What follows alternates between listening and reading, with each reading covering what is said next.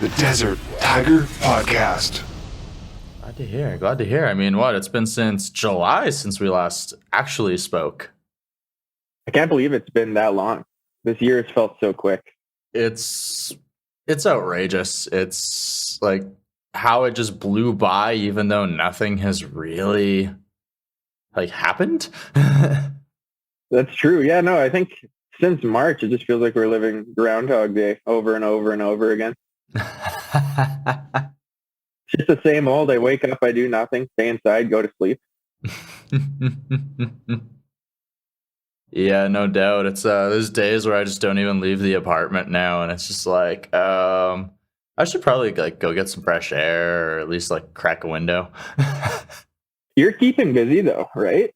I see a ton of stuff with the Desert Tiger. It's going well. It's yeah, that's part of why I don't leave the apartment some days, is I just get stuck in working on things and I don't even realize that the day's blown by, and it's like, oh, I haven't eaten in 6 hours. I need to go handle that. No, that's good. Keep it busy, using the time wisely, building it up. It's funny because the last year kind of it really tested the podcast, because I became an essential worker and I started working more hours, but artists suddenly weren't able to tour and go do radio tours, where they actually had to take the time to go to every station and the TV stations and everything else. They can just Zoom call. So, and a lot of shows didn't adapt right away. So immediately, the fact that I adapted helped my show become a lot more viable than it may have been before. And I just have to carry that momentum once the pandemic actually does end. If it ends. Yes. This thing's starting to look yearly, I'm imagining. Kind of go get shots for it every year for the new mutations. For the new mutations. Oh, I've got a third arm, but I can go see shows, baby. Yeah. I don't care how many times you need to poke me. I'll do it. I'm okay with the needles. I can play. Sick. All right, cool. Let's do this. Yeah, I want to go back to movie theaters. Oh my goodness. Yeah, that's one thing I didn't realize I missed either until recently, when all these newer movies were starting to get announced, and it was Godzilla King Kong. And I was like, how can I not? You're getting that one in a couple of weeks, though. You're getting that one in a couple of weeks still. I know, but it's still It's how can I not see that battle inside of a theater? Yeah, I'm happy to see it at all. I think Black Widow has been pushed for a year, and yeah, full year now. If they make May 7th or 6th, whatever it is. Mm-hmm. I just stayed up till 1 a.m. last night to watch the finale of WandaVision. I still have to get into that one myself. I'm very excited to, just because I'm really interested in the premise of the show. I just don't have Disney Plus right now, so. Totally fair. Don't rush. I'll say that, even as a fan. They pulled a Game of Thrones with this one. Ooh. Yeah. Ooh. See, I waited on Game of Thrones too, and I waited too long that the finale hit before I actually got really into the show. So it's just oh man, now do I want to put myself through that? Yeah. It's a little bit of bittersweet torture.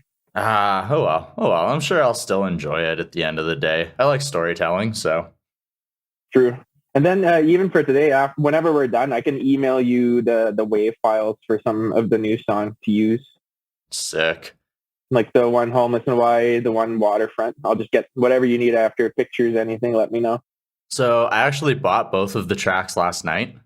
Nice. Ahead of time. So yeah, I bought the Waterfront one within the hour that it came out. Thank you very much. I got you. Yeah, I'm so stoked on that one. I'm really, really happy with Waterfront. I got lucky. I fell ass backwards into that. It's the growth between when I spoke to them last August and now, even just in the singles. Yeah.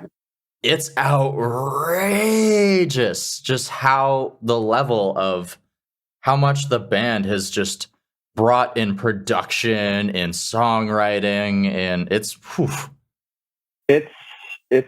yeah, I'll break all of that down for you. I was shocked. I didn't think going to Vancouver we would have made what we ended up making. I was almost kind of just like half-heartedly like, oh, this will be a fun trip.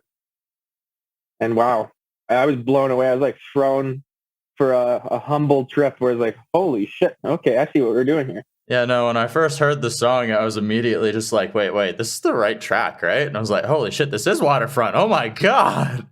That's not even the best one. It's seriously not even the best song they made of these four. And then we go back in May to do 6 more. Oh shit. So you guys are working on an LP or 2 EPs then? Two EPs it'll end up being. So these first 4, yeah. But yeah, Dan, the singer of Waterfront, he's just pumping out ideas right now. So I'm looking forward, and I'm seeing that Waterfront might even do it again, where they go from this peg to another peg. And I just get to come along and play bass. I'm very lucky. Well, it's sometimes when you've been at the helm of another project, especially like what you're doing with Homeless in Hawaii, with creating that story that you've been doing over the last couple of years and all of the involvement, production, rewriting songs and everything else. Sometimes it's nice to just have that project that you can walk in and be like, I've got a sick line. Yep. No, it was awesome. I've always wanted to play bass. Like bass was my first instrument and I learned and played that in my basement. I'd play Billy Talent like hours every day after school. And then eventually that turned into Muse. And yeah, Waterfront's like, we need a bassist. And I very, very lucky. Mm-hmm. Billy Talent has an incredibly underrated bass player.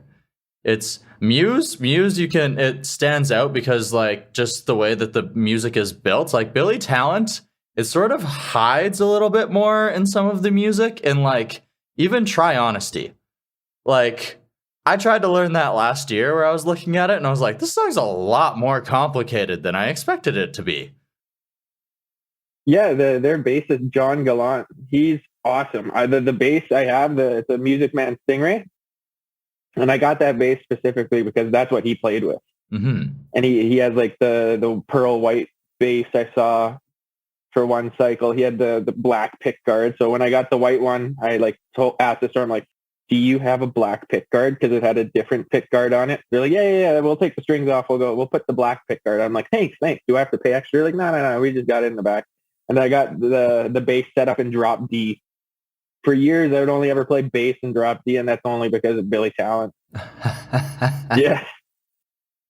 Muse introduced me to standard tuning, and now Waterfront, we do have to step down. I did standard for the longest time just because I was basic as all hell and I didn't really play like in many bands. And then when I went to Alien, they're like, have you ever tried just like lowering it a little bit? What? That's an option? Yeah, you ever tried lowering it and just play the root and get out of our way? Yes, I can do that. Yeah. Oh, that gives me more time to spin. Sick. I can jump. Give me 4 on the floor. I got you covered. Oh, hell yeah. You know I love that stuff anyway. It's simple sometimes gets it. That groove. Hey, if it means that I can climb all over the stage and jump off of equipment and frickin' like go and do crazy things, then I'm still having just as much fun as I would be if I was playing like legitimate lines. No, 100%. All right. So, like we said, it's been a little while since we last connected. So, what has the process been like, my friend? How is it? How have the months treated you musically? What has the building been like here? It's hard to even put like a timeline to it. It's all just a blur. Been working on Homeless in Hawaii ever since the pandemic hit. And then when the summer came, Waterfront had the opportunity, and the opportunity came with the Renaissance Music, which is Dan Botch and Garrett Ward of the Face Plant. They've come together and made this production duo of songwriting assistants, production, mixing, mastering, all this other stuff. And they just came out to Waterfront and they're like, hey, would you be interested in coming to Vancouver? Waterfront said, yes, 2 thumbs up. And I was like, okay, we're going to go make 4 songs. I didn't think much of it. I was like, we'll just get a trip out of this, have fun, go play. I get to play bass, sing with my friends. We go to Vancouver, and then all of a sudden I was like, holy shit, we're playing like good music. These songs are awesome. Peach Pit is literally across the hall from us, and then down the hall is where Mother was. And if I'm not mistaken, the room we were actually recording in that the Renaissance works out of, it used to belong to Headley in some fashion. That's where they did their songwriting back in the day. Don't quote me 100% on that, but I believe the history of that room falls along that lines. But it was amazing. I was incredibly humbled to just kind of like I did the bass one day and the rest we just sat there, just watched everything happen. It was great. Ryan killed the guitars. Graham killed the drums. Dan killed the vocals and the songs. Botch and Garrett killed the writings and helping take what Waterfront wrote and making it better.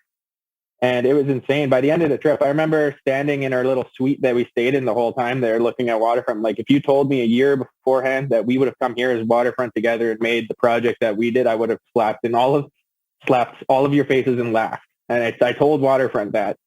Because honestly, a year, even months before that trip, I never would have thought Waterfront would be going to Vancouver and doing what they did. But it's insane. I'm very proud of the trip with Waterfront. I'm very proud of Waterfront. And I think this is a great starting point for Waterfront. And now this year has just been a blur of us coming together and working on Waterfront content together, which has helped us make Homeless in Hawaii content better. And yeah, I've never been more motivated to kind of drive these brands and bands forward, especially with all this free time. Like we can't play music. I have no idea when we'll be able to play music again. Yeah, it's you guys have definitely stepped it up in terms of both bands with visualizers, with artwork, with music videos, in terms of everything, in terms of content and production. You guys have really stepped up what you're giving to your fans, how you're presenting this music to the listeners. Yeah, thank you. Yeah, a lot of that comes with Graham. Graham has taken the charge on the Waterfront visuals tenfold. We had my girlfriend come on the trip. She's a photographer and artist that helped us get all the actual live content from the trip, and Homeless in Hawaii, she does a lot of the graphics for. So honestly, without those two people, a lot of it wouldn't be where it is. I have no claim to producing any part of that. I'm very lucky to be surrounded by a lot of amazing people at this point in time. Mm-hmm. Absolutely. It's they say teamwork makes the dream work, right? Yeah, 100%. Yeah, and just lightning in a bottle this past year, as hard as it's been, I guess, like the gig economy shutting down, like so much uncertainty when we can go back. Waterfront hasn't even jammed together since I believe maybe October, November-ish. But we Zoom. Dan will send us ideas. We send like our parts back, or we'll be like, oh, what if we push this course a little more this way? And somehow we keep the ball rolling. And I feel like, yeah, I'm really happy with what Waterfront and Homeless in Hawaii and this whole group is doing right now. I feel like we're on the right path, at least at this point in time, especially with New Heights. Yeah, absolutely. Absolutely. I love that. It's like we said, teamwork is essential, and when you have people who are willing to take those delegated parts of being in a band and breaking it up, and hey, what are you good at? And how can you assist the group so that maybe one or two people aren't focusing on everything? Everybody's got a little bit. Maybe you got a few other people, like you said, with your girlfriend, who I'm pretty sure has also helped with the Homeless in Hawaii music videos as well. Yeah, 100%. Yeah, she's done the photography for both bands now at this point for more than a year. The graphics, again, for all of Homeless in Hawaii mostly. And Waterfront, her and Graham have kind of just bounced back and forth a little bit, making some of the coolest stuff I've seen. I'm just sitting back like, yay, I get to plug in, go for the ride, arms up. Awesome. Well, you mentioned that Waterfront's got a couple more tracks on the back burner. So is that Vancouver trip you mentioned, is that something hoping for the near future as things open up, or is that maybe like a little more down the line? So New Heights came from a trip we made this past summer, so summer 2020. And on that trip, we made 4 songs. New Heights is one of the 4 songs. And these 4 songs will make an EP called New Heights in itself. So with New Heights being the first single, we're going to have the next single in another month and a half or 2 months, and then another one after that, and then the EP. But what Waterfront's planning on doing right now is we're preparing and writing more songs for a trip we're taking at the end of May / beginning of June coming up right here in spring 2021. And that's going to be for 6 more Waterfront songs. So we have everything ready for this current EP, starting with New Heights, and it's just going to keep going forward with all the singles, and everything's looking good. I'm really proud of everything that this band has made. Everyone's working 100%, and they should all be proud of themselves. And on top of that, they're just getting ready for these next batch of 6. And we're in communication with Dan and Garrett over in Vancouver, and we're just fleshing that out more and more. And I just really think we're going to have a solid year of Waterfront content because of everyone's hard work. I'm super happy to be a part of it. Mm-hmm. And you mentioned the Dan and Garrett there. They're definitely another group who has adapted through this year, because like you said, the gig economy, which was essentially a large part for a lot of bands, suddenly shuts down, and we all had to adapt to survive. And they definitely did a great job, and so did you guys. Yeah, thank you. I think we had no intention, we had no plan that brought us to here. I think we just kind of fumbled along for a little bit. And I think a lot of bands have slowly started to find their pace with stuff. I've been looking to a lot of the other bands around, and everyone's doing really cool things to try and mitigate these downtimes. TikTok, a lot of bands are going to TikTok. You have lots of Twitch things. I mean, even just us in Waterfront, we've been starting to discuss maybe having like game nights where we play like Among Us or like those kind of popularized games with people. Should we build an audience that would want to hang out with us sometimes virtually? We would like to do that too. Maybe watch movies. I've pitched to the band that us as Waterfront for just non-music content should watch all of the Marvel universe beginning to end and maybe invite people along with that, because I'm a huge nerd for that stuff, and I could help do that for Waterfront, and I think people might enjoy, but let us know. I just really want to marathon these movies. Please give me an excuse. Yeah, I don't need much of an excuse. I just need a green light. No doubt. And it's you never really know exactly what some of those fans are going to be into, some of those listeners, especially as the world continues to adapt and those streaming platforms and everything else builds out. You even see bands building Discord chats so that their fans can talk about different things, and you can just put in different server things where it's like, it doesn't even have to be about the band or the music. You can just have like a general pop punk discussion, or like a general like, hey, here's movies, or whatever it happens to be. It's like, it's creating a network that your fan, it's like the old school fan club, right? Yeah, for sure. And I think something I'm valuing more as time goes on, like a year into this pandemic, is that, yeah, we're making music, and the idea is that we make music that we love and that other people can love. But at the end of the day, we need to start connecting with people and building these long-term engagements and these audiences that feel good supporting us, and we are proud to have with us on our musical journey, whatever that may be, because those are the people that breathe life into us for potentially and hopefully years to come. As like, even in the Waterfront song, the new one, New Heights, I love the lyrics in the bridge where it's talking about the fears we have or the years we're chasing. And I remember hearing that the first time in the studio, and I was like, yes, this is perfect. I look at some of these Waterfront songs now, they're like journal entries for where we were as musicians last summer or something, or that 1 week we spent there, that was just huge evolution as a band and musicians. I can see that written down forever in New Heights, basically. And I'll look back on this song in my 50s and be like, that was the moment we started doing things right. And I think that has just commenced this whole thought process of looking at all of this in a better light and a smarter light, and making plans and strategies around these things. Mm-hmm. Well, it's a music business, right? And it's a lot of musicians aren't business people, so we all have to, once again, adapt and learn on the fly and learn. Okay, so do I hire a PR agent, or how do I contact PR, like media companies? Do I hire like people to do the press, or does somebody in the band do like the artwork and everything else? It's all a matter of just like, how does it come together? And it's that taking that next step is a real make or break moment for a lot of bands. So it's really good to hear that Waterfront is really pushing through and thriving in this situation.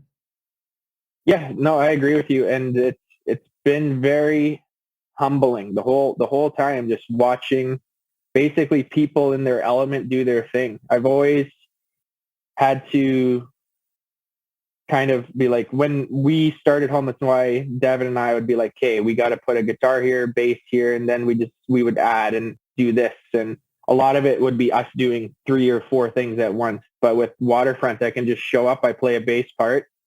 Not that, and both of them are awesome. They're both such different experiences that I feel very lucky to have both of them. And Homeless in Hawaii, we're making the music ourselves. But then Waterfront, we have songs, and now we have to make everything else. But they're doing it incredibly well. That it's just, anytime I walk away from a Waterfront meeting, I'm just kind of speechless. I'm like, okay, I got to go start doing this in Homeless in Hawaii now.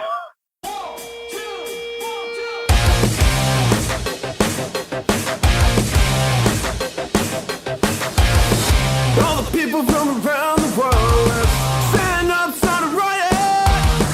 Let the feeling run out of control and just lose yourself tonight. Push it a little harder, take it a little further. So stand up, yeah, it's time to commit to the shine. A little like you're not giving a shit. No, don't you run away. You've got me right by your side. Say you don't want to conform to all things you left behind. Crack the surface, break the floor. We're not part of their design. We'll rise up together, take it to new heights. Who wants to succeed? No more baby, drop our lead. You say it's getting crowded, so what you gonna do about it? Push it a little harder, take it a little further. So stand up, yeah, it's time to commit to the shine. A little like you're not giving a shit. No, don't you run away. You've got me right by your side. Say you don't want to conform to all things you left behind. Crack the surface, break the floor. We're not part of their design. We'll rise up together, take it to new heights.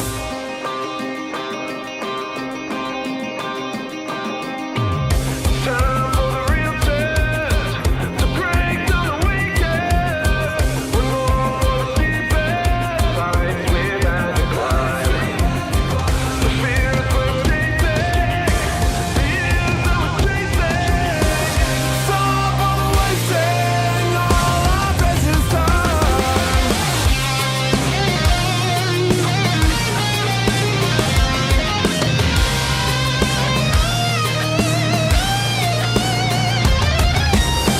No, don't you run away. You've got me right by your side. Say you don't want to conform to all things you left behind.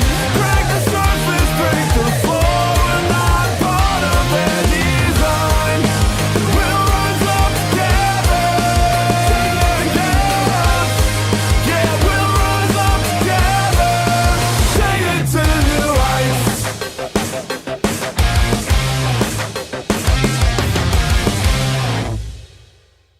All right. So we've spent quite a bit of time here focusing on Waterfront and the incredible things you're doing there, but you've also continued to release singles leading up to this upcoming LP for Homeless in Hawaii, including the most recent Gold Horizon. So take us a little bit into what this track is, what it means to this world that you've been building. Gold Horizon is one of our favorite songs from that world you talk about. And that world is still coming, and we've been just constantly refining it along the way, and we're very happy with where it's come. The Fear of Missing Out, the album should be out this year. And with Gold Horizon being the last single, that song was written at a time when we were just discovering what we wanted to say with this album. And coming into your 20s or wherever you are in life, at a certain point, you start it's like existentialism or life and death and anxieties around that. And Gold Horizon is really that song that's like, I personally have a fear of what death is or what it means for you and ending, like, where do we go? So that song is me acknowledging that and accepting it in a positive light. Like, I think I see horizon, don't stop me, I'm not lying, and just reach a little further from my fear of dying. And that is a really significant part of the overall story that the fear of missing out tells. Like we had those previous singles like Miss Innocent or Faded, which are the more kind of just in your face, poppy. I'd call it like act one of the story where you're a little arrogant and ignorant young. And then at the times you get to the darker days or the gold horizons of the album, I think that's the part of the album that really starts to bring it all together into the points we're trying to make with it. And Gold Horizon touches upon that with our perspective on life and death and what life is with all of its good parts and bad parts. And that's just going to keep rolling as we keep bringing out new songs.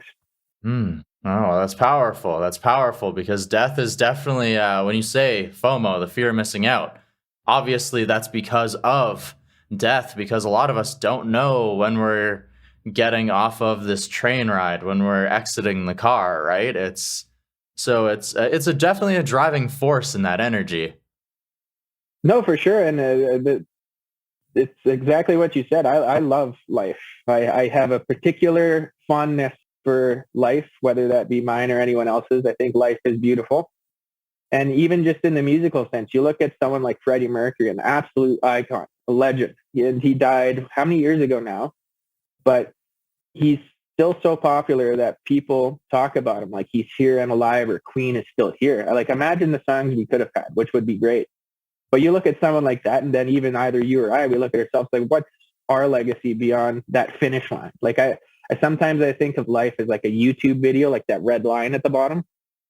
And I'm like, we don't know when our video ends, or like, you know. So what does that mean after? Freddie Mercury's video ended, but here's all this expansive legacy he has behind him. He's, I think that's the closest thing you can find to an objective or whatever it is. What's the word? Immortality in a way. I think if there's ever a way to be immortal, it would be in the fashion of like a Freddie Mercury, or now a Chadwick Boseman, who unfortunately died, the Black Panther actor. May he rest in peace. But these people, they've created such beautiful art that is true art from the heart, very heartfelt and passionate, that when they died, they lived on through their art. And in many ways, I hope to achieve that in some kind of form of, whether that Homeless in Hawaii or Waterfront. I want to put my all into these songs with some amazing people. And one day, these songs will be on the face of the earth when I'm unfortunately not. But I hope to push that into my late 90s. Like, even if I get my 100th birthday, I'll be fine. If I could sign a contract to get to my 100th birthday, you can throw me feet first into a wood chipper. But I want to see 100 years at least. Well, it's 100 years gives you a lot of time to create those moments and those memories that are very essential. And it's, you never know exactly, they say is you never know exactly who you're influencing or how far your influence can go. And you say, in the terms of Freddie Mercury, in terms of a Chadwick Boseman, may both of them rest in peace. It's, in terms of both of that, their influence continues to reach so far. And little kids who watched Black Panther are going to tell their kids, and they're going to show their kids this movie and say, this man made me believe that I could make a difference. This is why the world says Wakanda forever, Jimmy. This is why. Absolutely. Absolutely. All right. So, of course, there was a video that was shot for Gold Horizon as well here. So where was that shot? What's sort of the energy behind the video, too? Is that sort of that energy of bringing... Because in the video, there's a darkness for a lot of it, but at the end, we're coming into a light. Is that sort of the theme that we're bringing up to? Is like, I'm really like trapped inside this mindset, and now I'm opening up into the brightness of the world? Or am I completely off track here? No, you nailed it.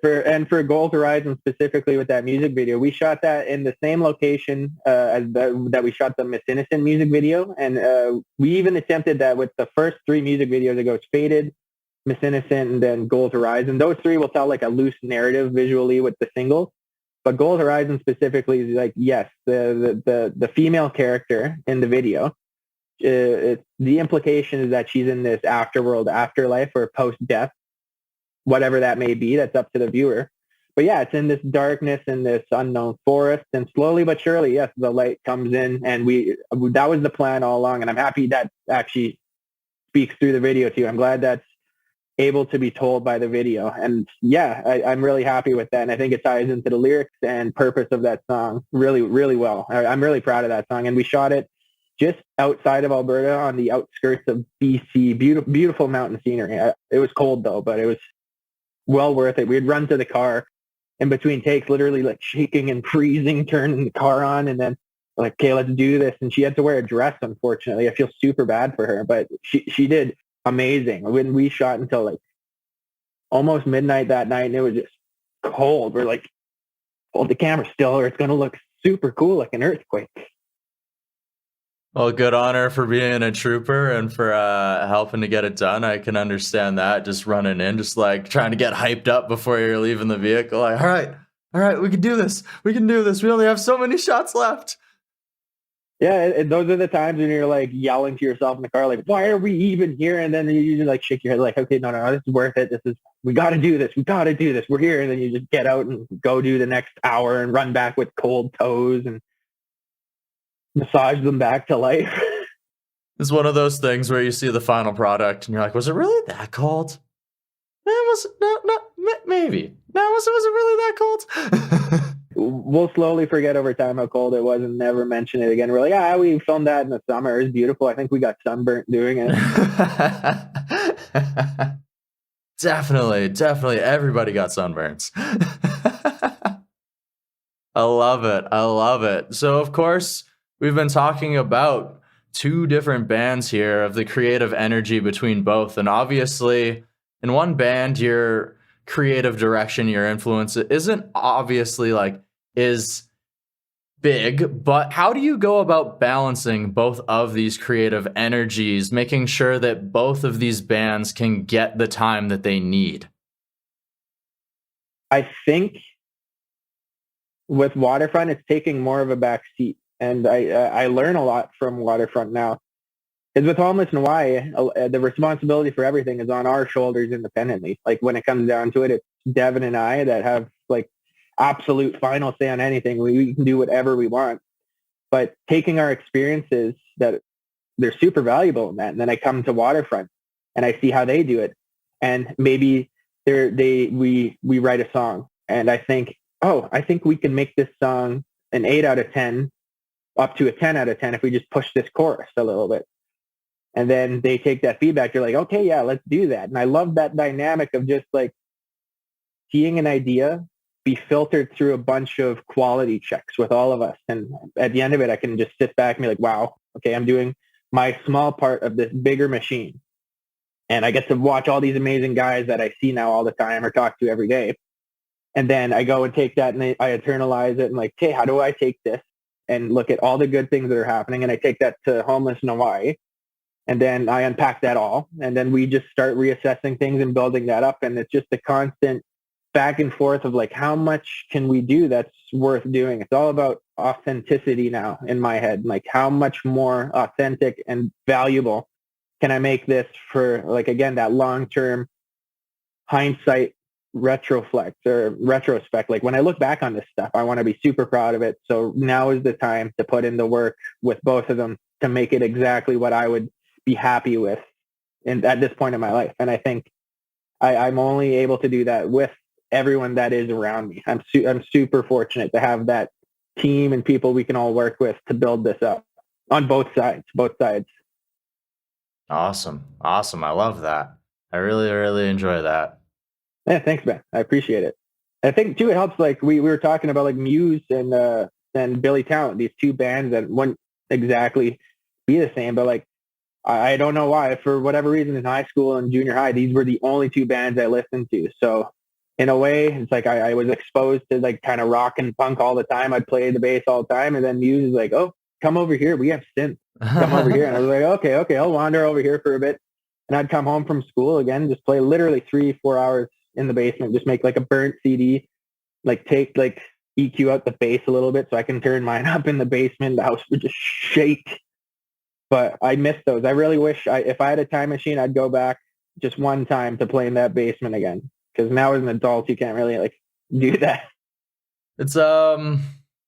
It's like, once again, like you said, being able to look back and reminisce on times like when you're 50, being able to reminisce on new heights and how it changed things. It's also being able to look back at those crucial moments of childhood as well, and remembering that it's like, okay, like without those basement jam sessions with those EQ'd out freaking versions of songs, like you wouldn't be here right now playing in two different bands, freaking just trying to slay on both fronts, right?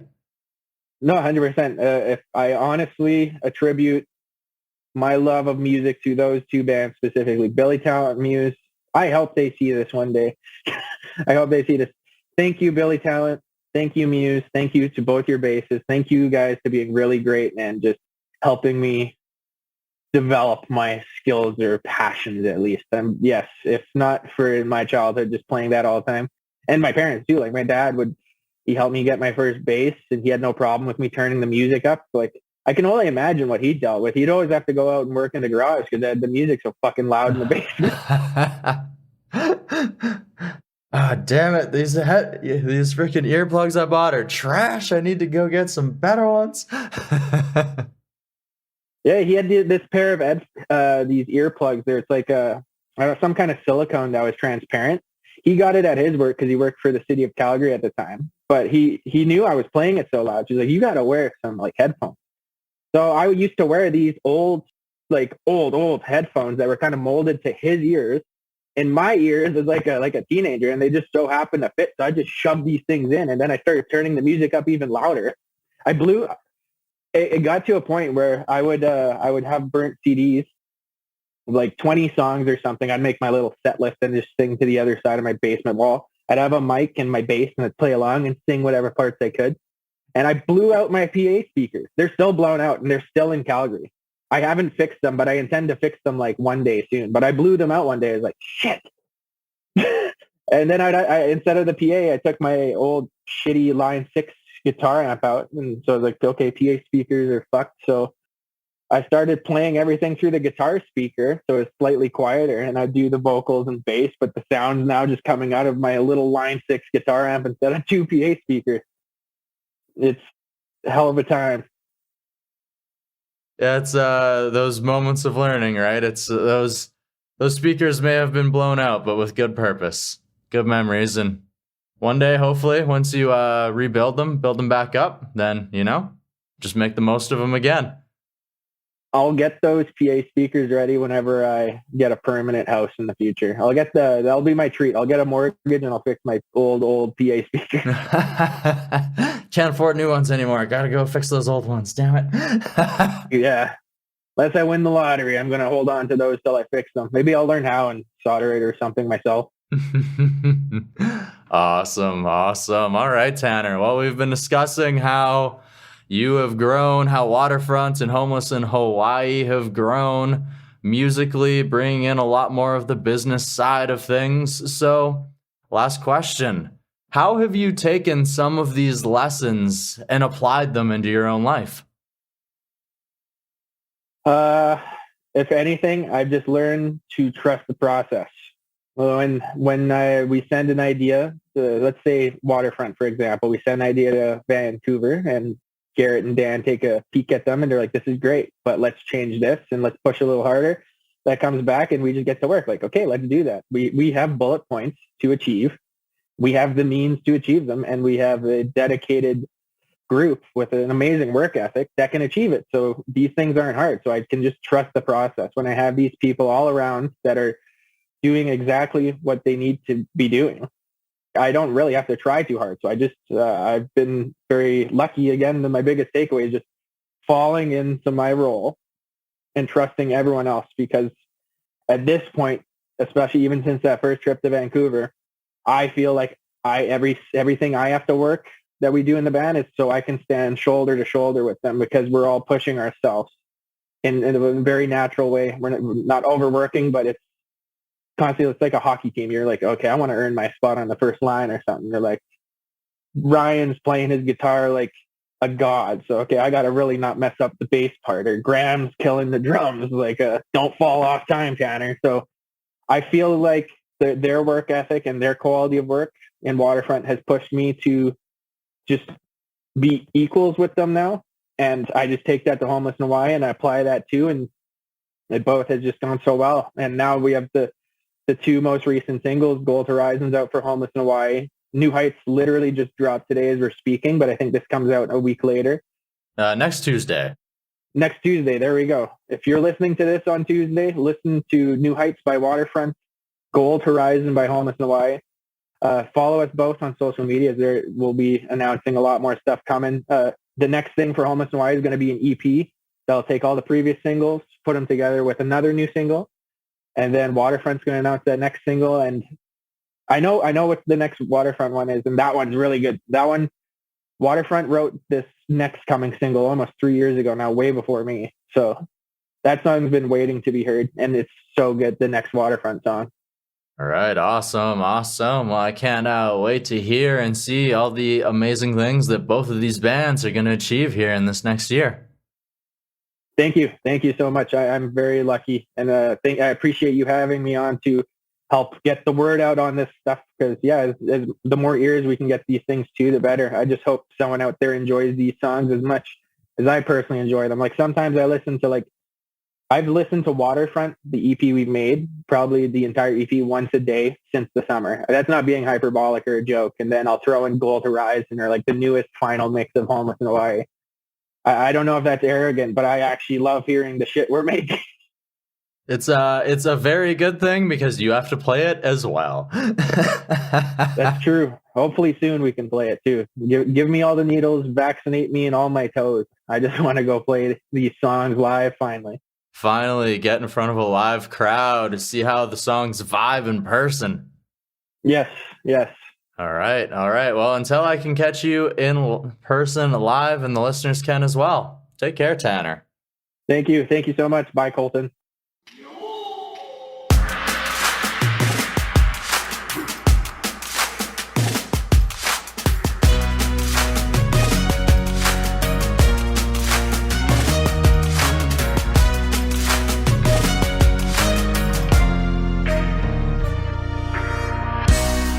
Not my friend these days. The choice in constantly thinking the worst. I clench my teeth all the time, inescapable pressure in my head. Hey you, yes you, what if you died tomorrow? That thought comes flying at me, loaded up a tragedy and endless sorrow. I think I see your eyes and don't stop me, I'm not lying. If I reach a little further from my fear of dying, Gold horizon. I see your eyes and don't stop me, I'm not lying. If I reach a little further from my fear of dying, on the gold horizon. Things tend to change, but my thoughts, they stay the same. Like a flood inside a room I cannot escape from. Clench my fists all the time, inescapable pressure in my brain, with the love of life shining through. You can see your eyes and don't stop me, I'm not lying. If I reach a little further from my fear of dying, on the gold horizon. You can see your eyes and don't stop me, I'm not lying. If I reach a little further from my fear of dying, horizon. I can't be alone with this problem. It's a fundamental part of my life. The irony doesn't escape me. I just wish I could escape it.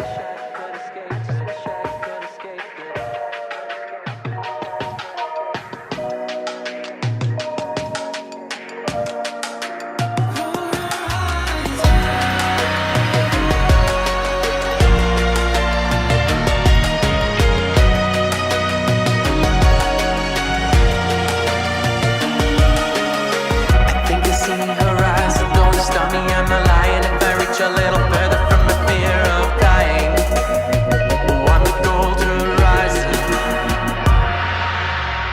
think I see her eyes, and don't stop me, I'm not lying. If I reach a little further from my fear of dying, on the gold horizon.